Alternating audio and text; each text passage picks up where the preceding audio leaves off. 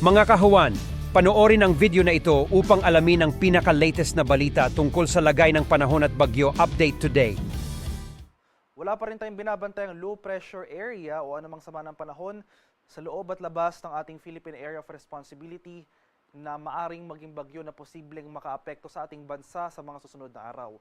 Patuloy yung pag-iral ng northeast monsoon o yung malamig na hanging amihan dito sa extreme northern Luzon.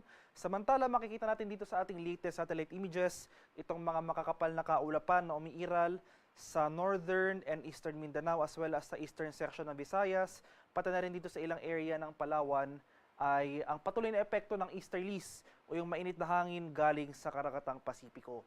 Maliwanag sa panahon o generally fair weather conditions sa ating inaasahan for Metro Manila and the rest of the country maliban na lamang sa mga tsansa ng panandaliang pag-ulan na dulot ng thunderstorms.